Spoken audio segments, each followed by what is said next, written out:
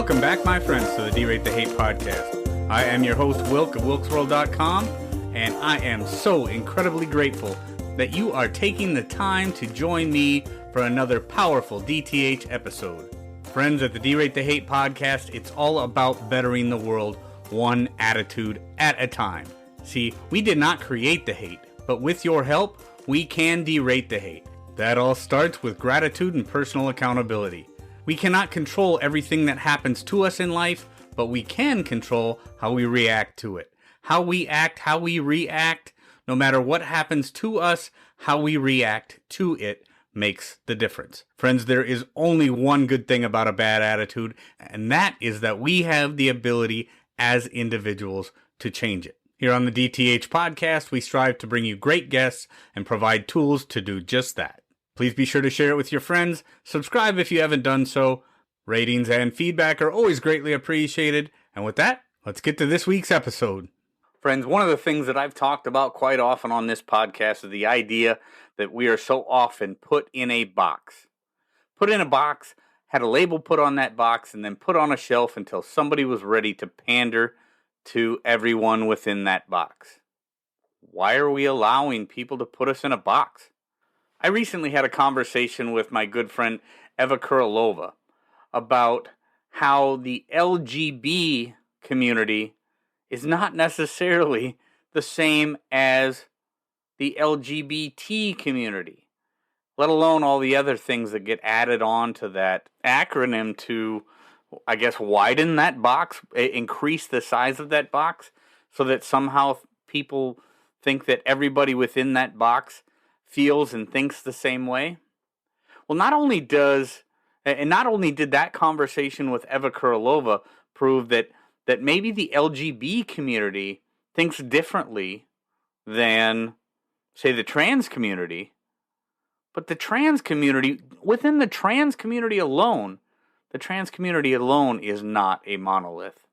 Now, my friend Zander Keig, who happens to be a post-transition transsexual man, joins me this week to talk about how the trans community is not a monolith. You have to remember, my friends, that just because somebody places you in a box, it does not mean you have to walk lockstep with everybody else they want to put in that box. We are not in a monolith. We are individuals, and we are allowed to think and speak and do things as individuals. Every time somebody puts you in a box and says everyone in that box thinks like this, so you must think like them, they are doing everybody, including themselves, a disservice, because we have to have the conversation. We have to enter into conversations with people that are not like us in order to live in a functioning society.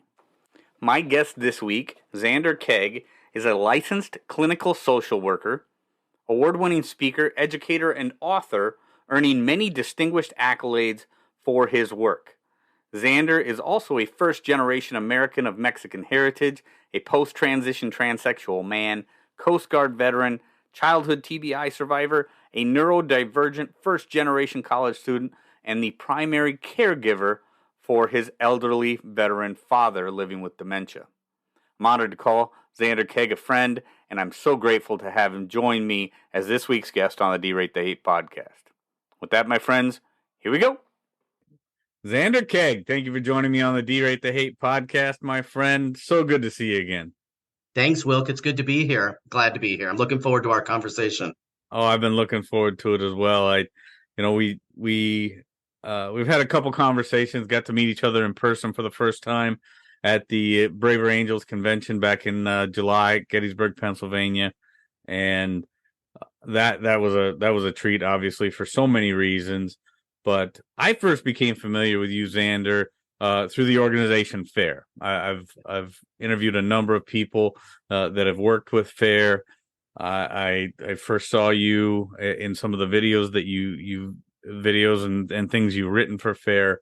So just for people who don't know who Zander Keig is, Zander is well, I'll let you tell it, Zander, because you're a trans man who doesn't necessarily walk in lockstep with that trans ideology. So go ahead and just briefly tell the DTH listeners, Zander, what's going on.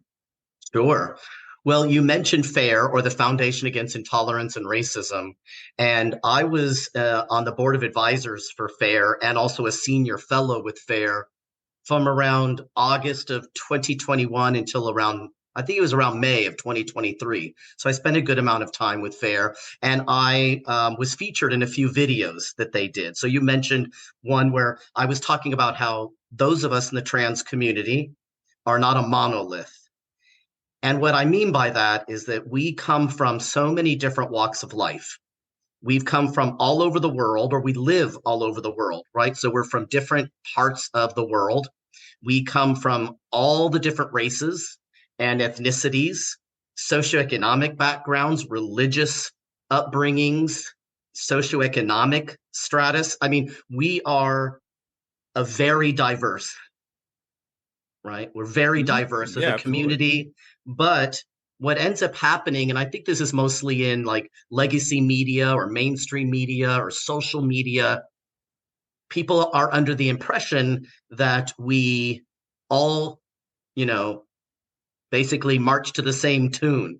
And that's just not true. It's not true at all. We also come from all the different political parties, right? If you're just talking about the United States, I know trans people who are Democrats, social Democrats, Republicans, libertarians, Green Party members, right? So independents. So we're all across the board there. And so when you really think about what does that mean? Well, that means that we're going to have differing ideas and opinions about things. We're going to live our lives in very different ways. And what's unfortunate is that because so many people think that we are a monolith, that we think the same way, feel the same way, believe the same things, then they take those marching orders into their own lives as, quote, an ally to our community, and then start schooling people like me who are part of the community, but are, marching to my own tune. And so then I get criticized by members of the, quote, trans community, which I don't really think we have a community as such. Sure. We're a bunch of different communities. But there are things that we all have in common with each other, like we want access to, healthcare from competent healthcare providers, things like that. We want to be able to not be forced out of our jobs. We want to not be forced out of our apartments, forced out of restaurants, these kinds of things. That's the things that we have in common. But otherwise, no. Dare I say, Zander, that the things that you and your wife, your family are talking about at the dinner table are very similar to the same things that I would be talking about with my wife at the dinner table. It's the everyday issues of life. The same things apply to you that apply to me, but it must be a real treat. It must be very interesting for you, because if anybody was to walk up to you on the street, Zander, and they're going to have no idea that you're, you're born a female. You grew up a little girl just like most other little girls, right? But you live your life as a man now. It must be a real interesting thing when people walk up to you and try to tell you, try to introduce their mentality about the trans thing to you, when they don't know that you are who you are. Well, it's always been interesting, right? My life has been interesting in the sense that before I did my, quote, transition, right, I started taking testosterone. This is what brings the deeper voice and the beard and the, the loss of the hair on the top of my head. Before I started doing that, I was part of lesbian community, and so to speak, right? There's a lot of sub communities, but let's just be, simple. Part of lesbian community. And even there, I didn't quite fit into most of the subcultures because, well, I was raised Catholic, and I've always been pro-life, and so that didn't gel very well, right? So I always had I was always a little bit of out of step within lesbian community, but not entirely. But what you would consider to be the more mainstream or dominant voice in that community. Sure. But people would peg me, oh, you're a lesbian. That means you must think this way and believe this way. And then I went through the medical transition, and it's like, oh, well, you're a man, so you must think this, and you must believe this, and you must want this. And I'm also first generation. My father's from Mexico, so I'm first generation Mexican American. And they're like, oh, you're Mexican. Oh, you must want this and think this and believe this, right? So, and I'm sure I'm not everybody gets pegged to a certain degree. I'm sure you get pegged as the working class white guy, right? We Sure. get pegged, and I don't think a lot of us are the dictionary description of what we're being pegged as. I Like, know it's it. not unique to me. It drives me crazy, and that's something I've talked about so many times, Xander, is the fact that people put put us all in a box, right? They put us whatever box they want to put us in, then they put this label on the box, and then it goes up onto the shelf. And then when they think they need to pander to that box for whatever reason, I don't care if it's the media that's trying to make people believe certain things and try to pander to a certain group, or politicians doing it, or I mean businesses do it, politicians do it, the media does it. It's almost human nature now for everybody to put somebody else in a box, put a label on it, and then only pull that box out when it's necessary for whatever they're trying to accomplish. And whether it be the trans community or the gay community or the white middle class, or white Christian male community, whatever community they think it is, whatever box they think they need to put you in, it's become the standard. And it's unfortunate because one of the things that struck me, when you and I were talking in one of our conversations, it was kind of talking about that conversation I had with Eva Kuralova back a couple months ago, and she's been part of the the LGB community in Canada primarily, but she writes, and she's written for several different pieces for different people, and talks about how the what was called the standard trans movement came in and moved in on the LGB movement, and then somehow those movements became conflated, and they thought that they all had to be one. And she's like, but it's different. And so there is big differences. And then when they tried to start putting all the alphabet letters together, I think you and I've talked a little bit about this. It's like, but there's really big differences there, and we deal with different issues. There's different things there, right, Xander? Well, let me go back one thing to the boxes, and then I'll talk about that really Okay. quickly. So the difference that I experienced personally with this being shoved into a box, or assumed to be within a box, is the difference between the in-group, out-group response to that. So before I did my medical transition, or before I took medicine to look like a man, I would go out and do trainings on, the man box and the woman box, or the male box or the female box. And we do these trainings with like college students and high school students about what does it mean to be a woman? What does it mean to be a man? We'd write things in the box, and we talk to them about, like, well, what if you don't want to be all those things? Are you not a woman? Are you not a man? And the being a masculine woman in the lesbian community was perfectly fine. The grief that I got was outside from my community. The difference now is that since I'm not fitting properly into the expected trans box, I actually don't get grief from the outside community. I'm now getting grief from the inside. So that's a very different experience to have. Now, the thing about LGBT, right, as one big happy family, there are lots of things we don't have in common, right? That's not to say that we don't have certain things in common. Like, there are trans people who are lesbian or gay or bisexual, right? So there's that issue, right? The sexual orientation issue, separate from what somebody would say like a gender identity. The other thing is that when we're trans people, also lesbian and gay and bisexual people, get policed for their gender expression. Right. So how we present ourselves, our masculinity and femininity, as we express through our hairstyles, our clothing, our mannerisms, right? In that way that we're expressing ourselves, we equally get the friction that comes with that. So a gay man who is feminine is likely a target of bullying, like when they're younger, the same as a young boy or young man who's more going towards trans female or trans feminine or trans woman or, non-binary, some of the other categories now, because they're being seen as a male who is transgressing the gender norms of being a man. Sure. Right. So that's some of the overlap comes in that when they see when a person who is uncomfortable or completely resistant to um, what they would consider unnormal or not normal or unnatural sexual orientations or proclivities or things, they don't know how to differentiate between a gay man who's a drag queen performing on a bar stage and a trans woman who right, it's like two different people, totally two different communities of people.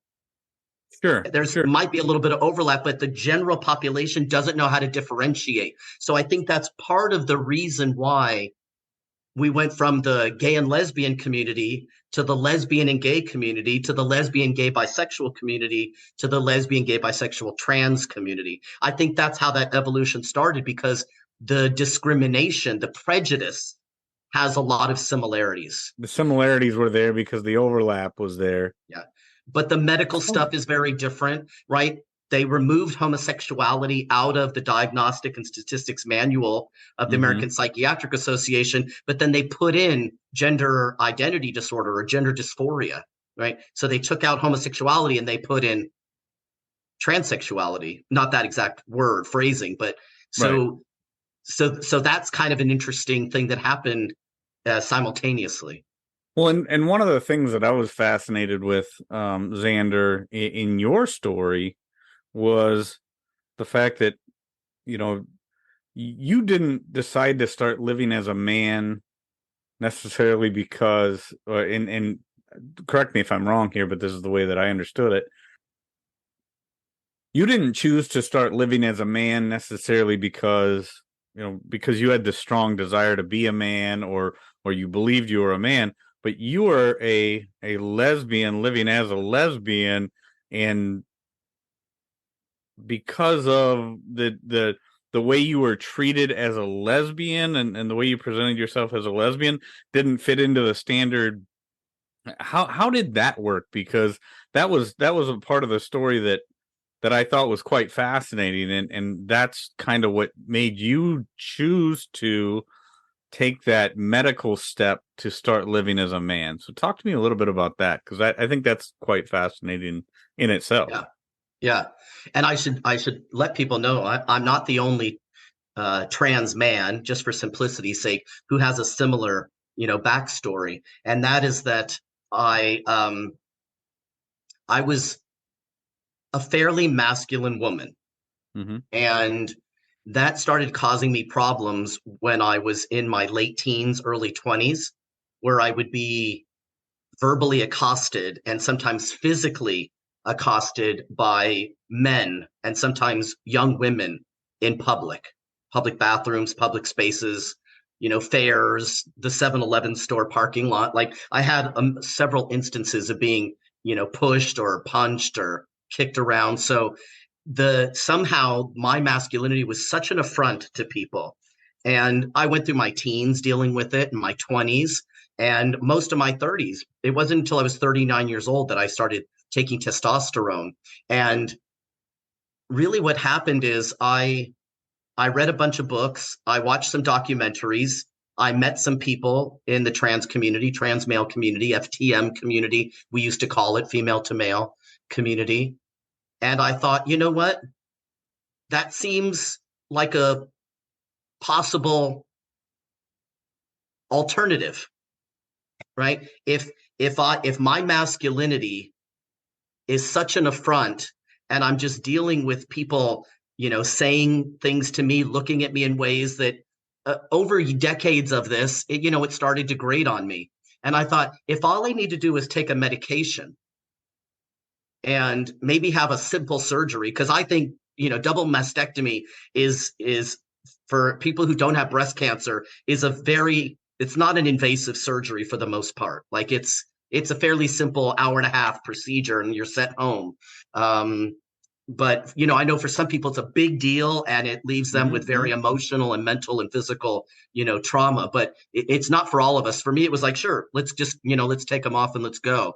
I thought if that's all I need to do, and then I can live my life in peace and people not bother me, then it seemed like something worth trying. That's what I thought at first. I'm going to try it.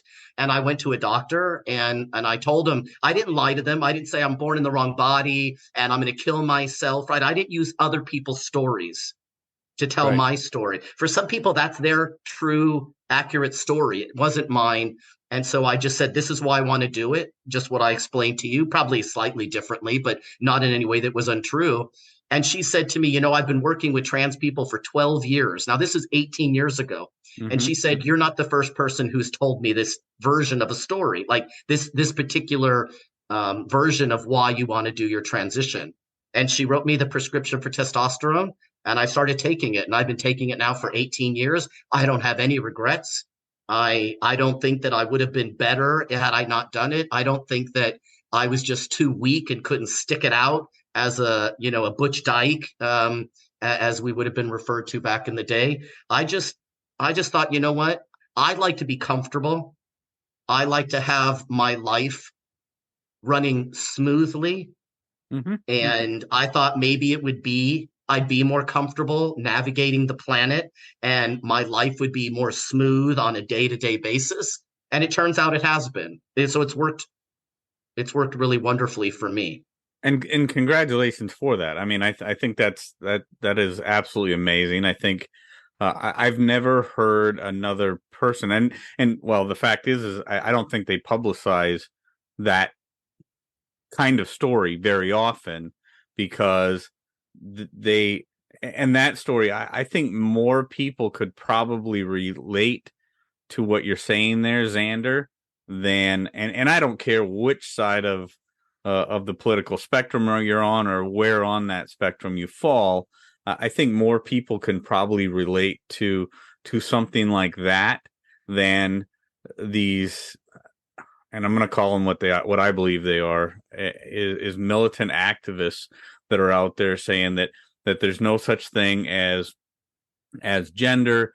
Gender is completely fluid. It's what you believe you are, and anybody can be anything that they want, and there's no such thing as male and female. I think that the story that you're telling, Zander, is something so much more relatable to, and not necessarily relatable in the way that people can, truly say, okay, well, I could get on board with that, but relatable in the sense that, okay, well, that makes a lot more sense.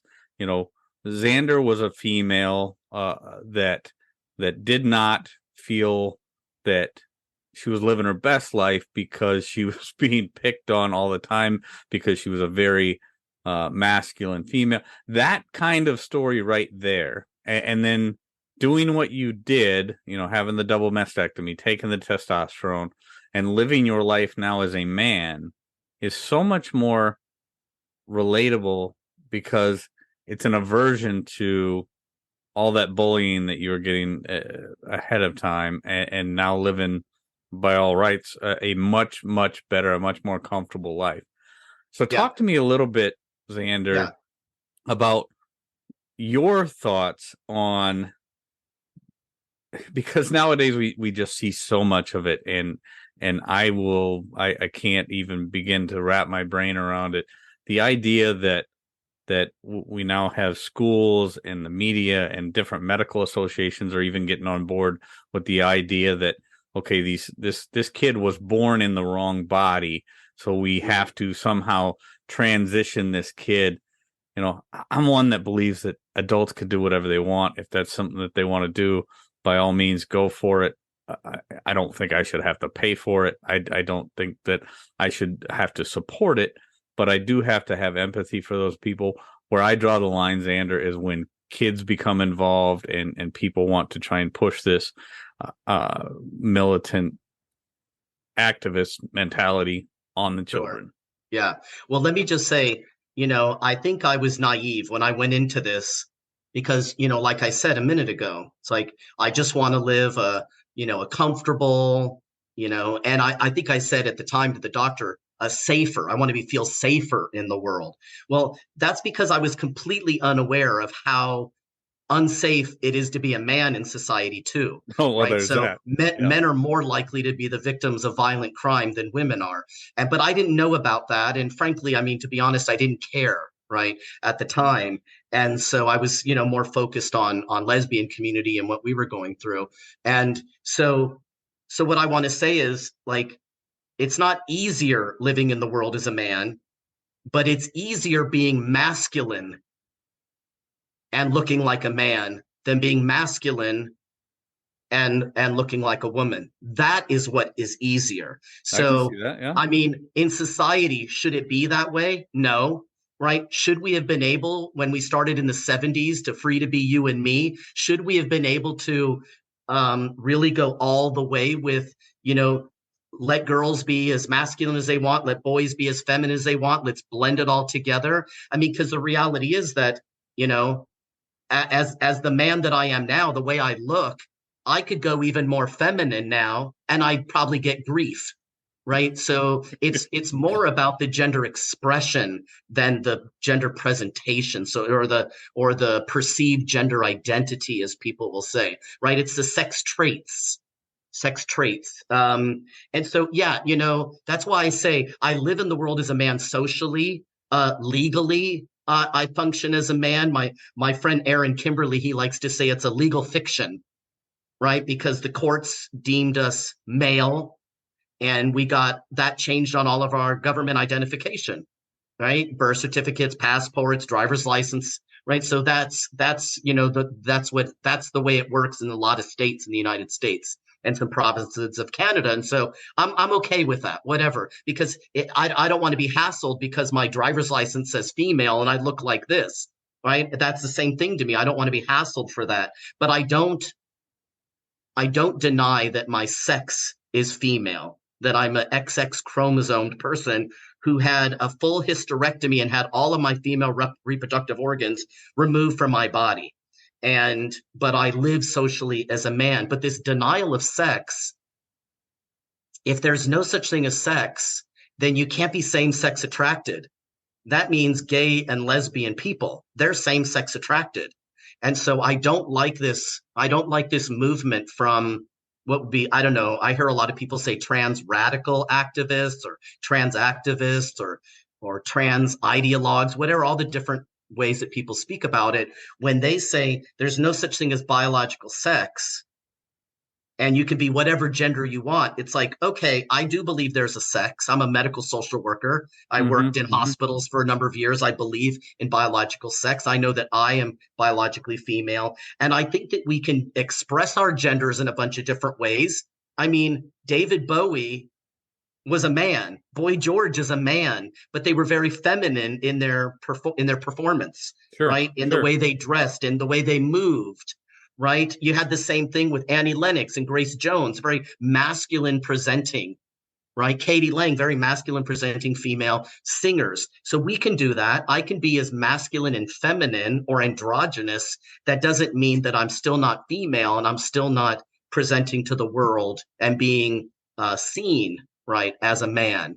But I don't like coming from lesbian community for all those years. I mean, I came out when I was 14 years old, so I spent a lot of time in lesbian community, and I don't like the idea that I have, a bunch of lesbian friends or acquaintances that are now being told that they're bigots if they don't want to be in relationship with a trans person who calls himself a trans woman or trans feminine, because somehow they're a bigot now because they don't want to do that. And I think we all are entitled to have our attractions, Oh, I would say so too. Yeah. I mean and that. bodies are part of attraction.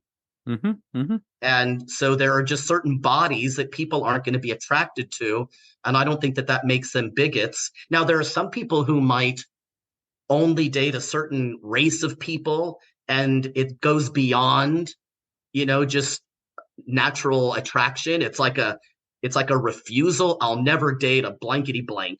Then I mean, there's some hostility to it, so it might be a prejudice there. Sure. But there's I don't care. I mean, like, I wouldn't date them then. You know, like, I wouldn't want to be in a relationship with somebody. Oh, I can't be in a relationship with a Mexican. I'm like, peace out. See you later. You know, I'm not going to force them to be in a relationship with me. I mean, I'm married 21 years now, so I don't want to be in a relationship with anybody but my wife. But I don't take that personally. But I think there's people who are, you know, they take things very personally. They personalize. They have what's called a cognitive distortion in clinical terms. I am a licensed Mhm. clinical social worker. We didn't really talk about that up front, but, you know, so personalization is a cognitive distortion, and it leads to a lot of suffering emotionally, mentally, physically, functionally, relationally. I wish people didn't do that. They're causing themselves a lot of extra harm, and people get to have their choices, whether we like them or not.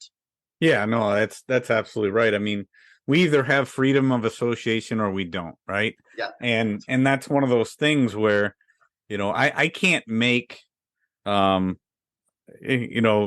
used to make jokes of, I can't make a lesbian love me no matter how hard I try because, I mean, frankly, I'm not a woman, right? And the same thing, with people are going to be attracted to who they're attracted to, and it's not for me to say or change anything about me because, like me, I'm a fairly masculine guy. If I decide tomorrow that I wanted to start identifying as a woman, there's nothing I can probably do in reality to make the lesbian community embrace me as a woman. It's just not going to happen. So that whole thing about that whole thing about the we can somehow make our sex fluid. Like I said, for me, and I may have said that completely wrong. I don't even know, but the reality is this: when I think about these things, and I think about how I empathize with people who are suffering through any number of different things. I don't care if it's a man that thinks he's a woman or a woman that thinks she's a man, or somehow they think that it's some kind of fluid spectrum or whatever. All of those things are things that I can't relate to because it's nothing that I've ever gone through. But I can empathize with them because they're suffering from something that I can't imagine. The same way Yeah. with Yeah. anything, right? And I think what we really need to do, Xander, is just look at people for who they are and what they are, and just try to be as understanding of the humanity of that human being, and take that into account, and try not to worry about the other thing. Now, conversely, I look at the rest of that and I say, that person can't then push that on me or my kids or whatever. They have to have the same respect back towards me and say, you know what, it's up to him to tell his kids and raise his kids the right way to see the humanity in other people. I can't force what I'm feeling onto them. So I think it's a paradox that we have to really go through as human beings.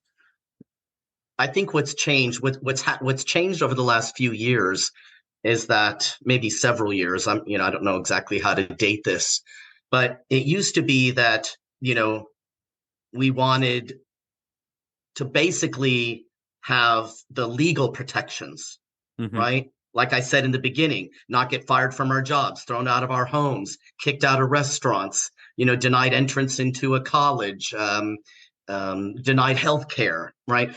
Not be thrown out of our homes by our family, disconnected, become estranged for them, like those basic kinds of things. And so the idea was, let's see if there are healthcare providers out there who are interested in working with us.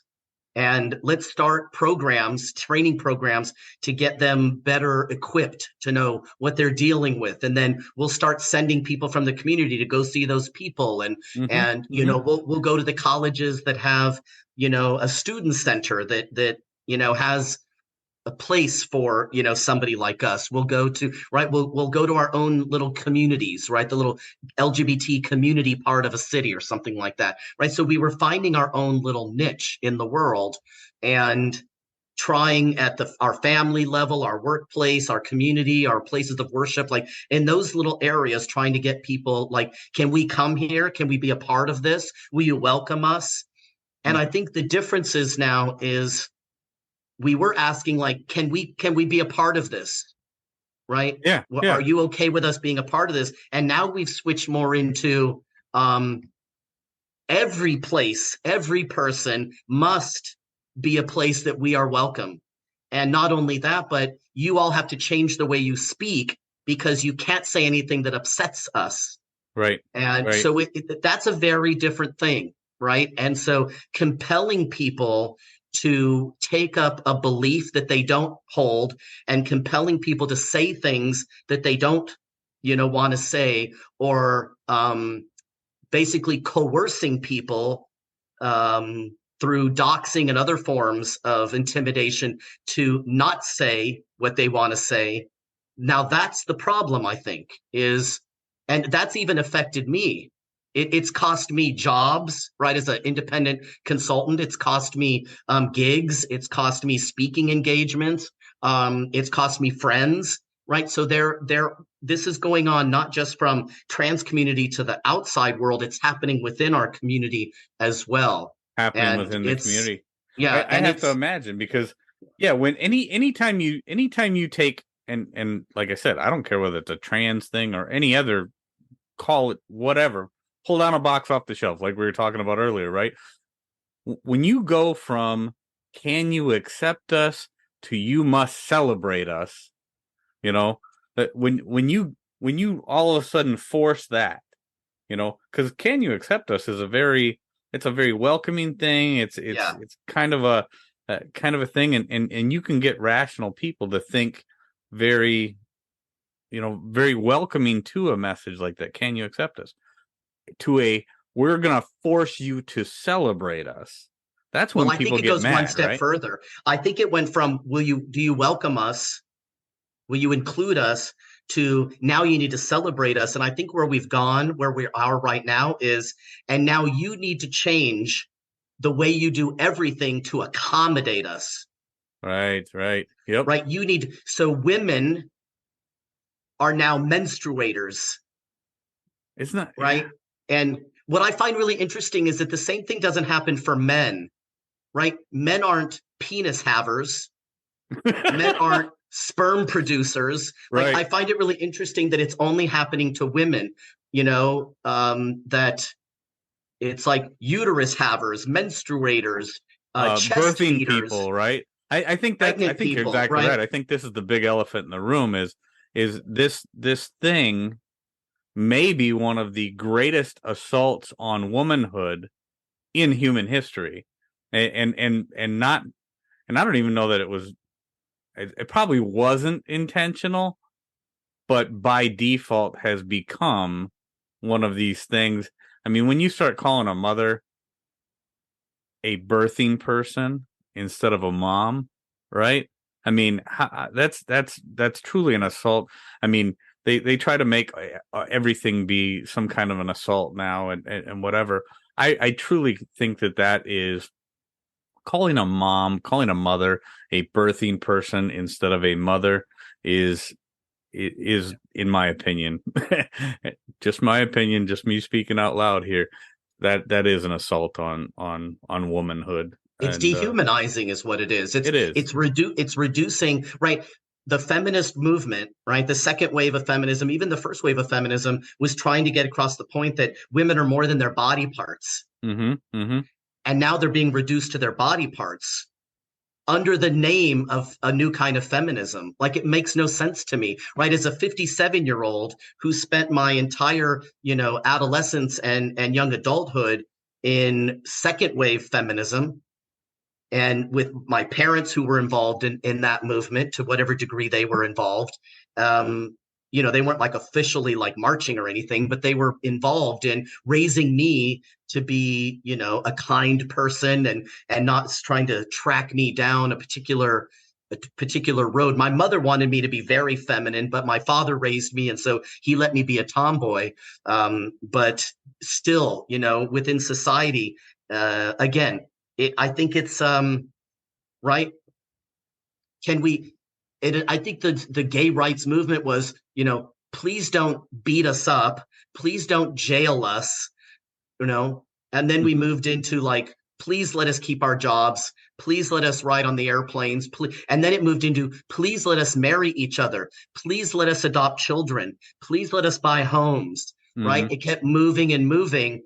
And then please let us be in the military openly, right? Mhm. I served in the military pre Don't Ask, Don't Tell, right? When you had to keep things very quiet and hidden.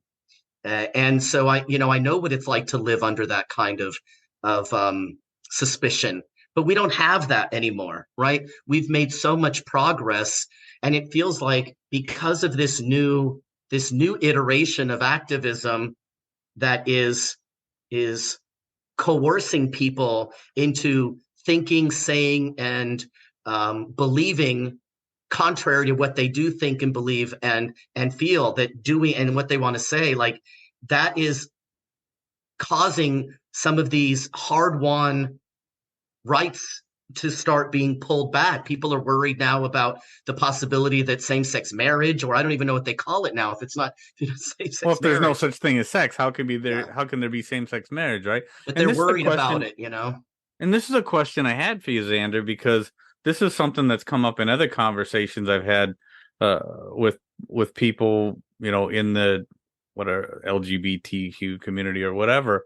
But now that things have become in many ways very, like I said, my words, but militant in some of these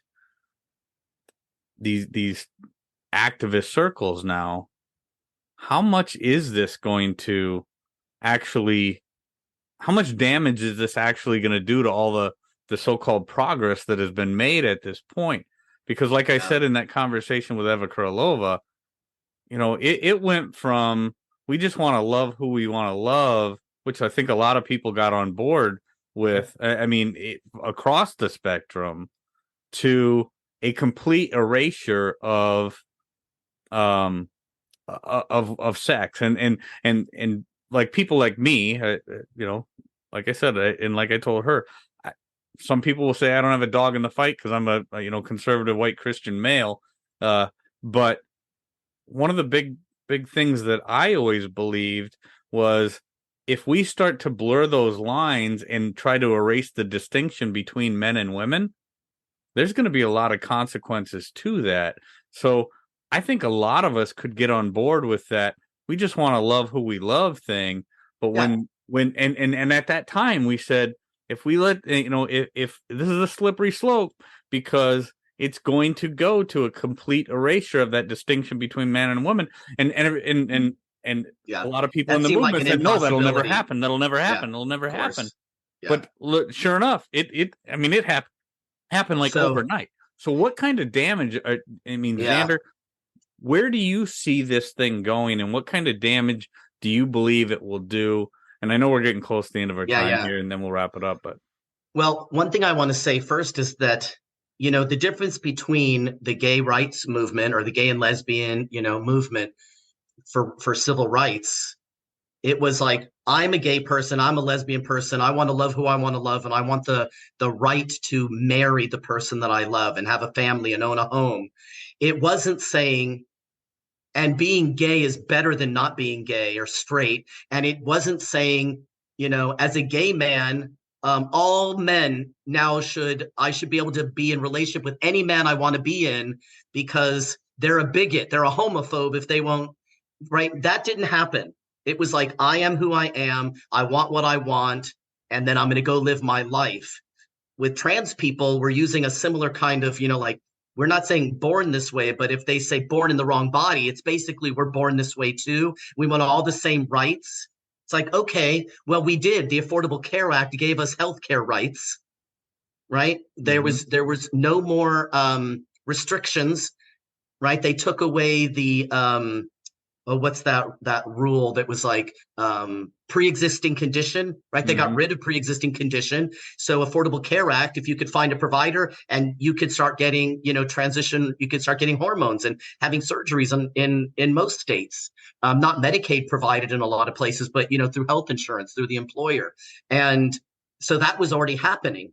And then if you could change your sex legally, which you could in most states through your birth certificate and everything else, then you could enter into a marriage with a person of any sex. It didn't really matter, right? Mm-hmm. Mm-hmm. Because all marriages were legal. And so we already had those rights. Mm-hmm. We had them. So they took it to this other extended place, which is it's not just that we want our rights. We want you now to completely change the culture that we all live in. And so my hope is that we are either at or we're near a tipping point where people are starting to catch on that this is it's going further and further. And I think, every day more and more people are saying, oh, it's gone too far now. But it keeps going, oh, it's gone too far now. So it's going to catch people at different phases of going too far. Mm-hmm. I'm more interested in being part of a solution. So one of the things that I've done recently is, and we're just in the development stages right now, but I am now the co-chair of Braver Angels Equality Caucus. Nice. Right. And so we have formed an LGBT caucus within Braver Angels, and we're meeting as a steering committee to put all of the pieces into place before we make the big announcement. But that's our hope, is that we're going to be able to be in dialogue within our community in Braver Angels and within the larger LGBT community, that we're Mm-hmm. going to be able to have conversations with reds and blues and yellows and bring everybody to the table, maybe have some depolarizing within workshops, have some debates. That's really what we want to do. And my hope is that we'll be successful to whatever degree that we have, especially now with all these partner organizations and with all the alliances around the country. And then there's other efforts. There is LGBT Alliance. They have Canada, Britain, United States. There's also a new movement called LGBT Courage Coalition. These are people in the United States and Canada who are part of the LGBT community, who are very unorthodox or heterodox in their thinking. And Mm-hmm. some are liberals, some are moderates, some are conservatives. And so they're just, coming together to bring awareness to this topic through Substack, LGBT Courage Coalition, for people who are interested. So that's so it's like, I don't want to spend too much time thinking about how much worse it's going to get. I want to start cutting it off at the pass and enlisting as many people as possible from all different segments of the LGBT community, but also our allies in the community. Yeah. And I think that's absolutely the right direction to go, Zander. And I applaud you for that, because number one, I mean, everybody knows, certainly anybody that listens to the D-Rate the 8 podcast knows I do an awful lot of work with Braver Angels and these other coalitions that you're working with, and going about it the way that you're going about it now is I'm a very solutions based person, and I love to think about things in terms of solutions. What is the problem that we're trying to solve? How do we get to the root cause of it, and then how do we fix it? And I think what you're doing there, Zander, or what you're doing, in conjunction with Braver Angels. You talked about the Braver Network, getting these different coalitions, these different alliances going, and bringing people to the table to show the true humanity in this, and instead of focusing on, which so many people do, unfortunately, is focus on the most extreme, anecdotal, nightmarish situations that are going on in our societies. So I applaud you for that. That's an incredible way to go about it. We'll certainly link to a lot of those things in the show notes, and you can certainly, I would encourage, Zander would encourage anybody that wants to learn more about that to go to the Braver Angels website, because this is going to be a big part of moving forward for the LGBT community, and just humanity in general. I mean, our society Yes. has got to start accepting people. There is a very diverse mindset amongst all groups of people. Whether it be the trans community, the gay, bisexual, lesbian community, Conservatives have you may not believe it anymore, but amongst the conservatives and the Republicans, there is a diversity of thought. Amongst, liberals and progressives, there still is some diversity of thought. I don't care what box people want to put you in. There is diversity of thought. We don't have to walk in lockstep. And, monoliths don't exist anywhere, and the thing is that, coming from a clinical perspective, it's like anybody can relate to this. It's like, listen, if you have one person in your family that is completely emotionally dysregulated and is behaving like a tyrant in your family, it upsets everything. It upsets mealtime. It upsets get up and do stuff in the morning time. It upsets get ready for bedtime. It upsets everything. Everybody has to reorganize themselves around that one, identified patient, as we would call it. In the workplace, it just takes one toxic colleague to throw the whole thing off, right? It's one neighbor in your neighborhood can ruin the whole thing because they're calling the police all the time, or they're calling the regulators and the ordinance people on every little thing. Your grass is too tall. The color on your house is, an affront to them. So it's like, it's the same thing. Like, we have to learn how to live in community with each other, whether it's in our homes, in our schools, in our workplaces, in our organizations, in our places of worship.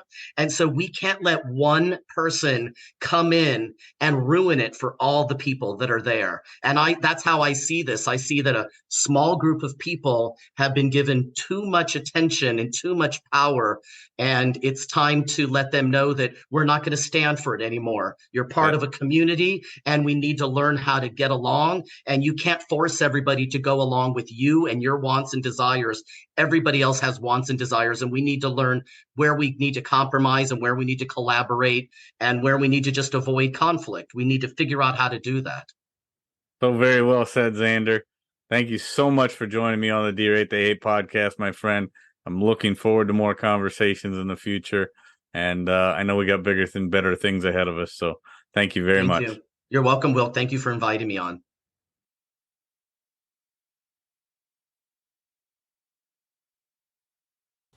Friends, if there's anything in this episode that provided exceptional value to you, please make sure to hit that share button. Share it with your friends, share it far and wide.